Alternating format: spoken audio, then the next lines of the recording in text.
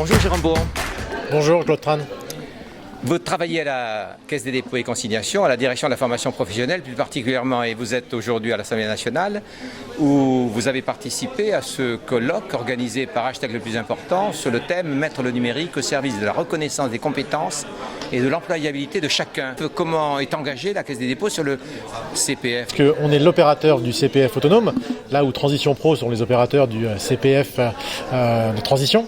Nous, notre rôle consiste en 7 activités principales.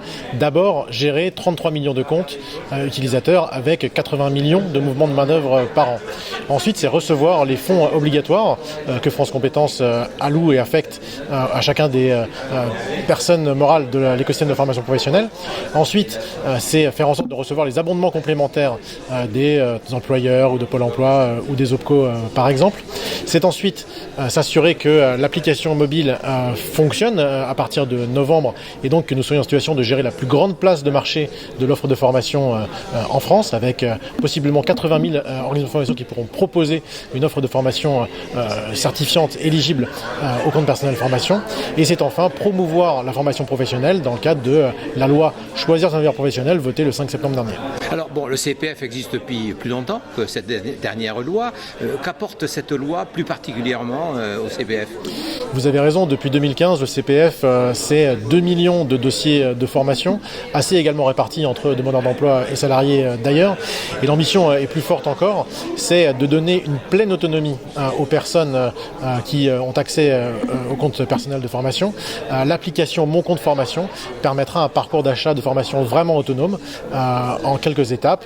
Je télécharge l'application, j'accepte les conditions générales d'utilisation évidemment, je visualise mes droits à disposition, je peux chercher et trouver une formation pertinente qui correspond à ma situation et à mon projet professionnel. Je peux m'inscrire en ligne auprès de l'organisme de formation, après avoir, si j'en ai besoin, contacté un conseiller en évolution professionnelle. Et je peux enfin attester de mes temps de formation réalisés et valider l'évaluation de la prestation de formation dont j'aurais bénéficié. Pour les demandeurs d'emploi, la situation est la même? Les demandeurs d'emploi font partie des personnes autonomes de ce pays, évidemment, et donc elles auront accès à l'application mobile dans les mêmes conditions que les autres usagers.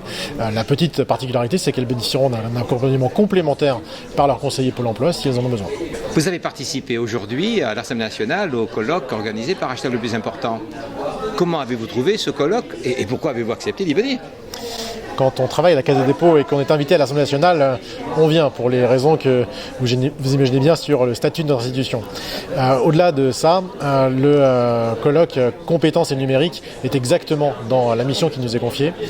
Et donc Hashtag le plus important, en partenariat avec l'ensemble des personnes qu'il a fait intervenir aujourd'hui, nous paraissait tout à fait à même de répondre par ce colloque aux enjeux qui sont ceux de la formation professionnelle et de l'employabilité aujourd'hui. Donc on est venu bien volontiers avec plaisir et on espère que nos contributions et les réponses qu'on a faites aux propositions formulées dans votre atelier de Design Thinking ont été utiles à l'ensemble des personnes qui ont suivi soit dans la salle, soit sur le Facebook Live. Merci beaucoup, Jérôme Bourron. Merci à vous.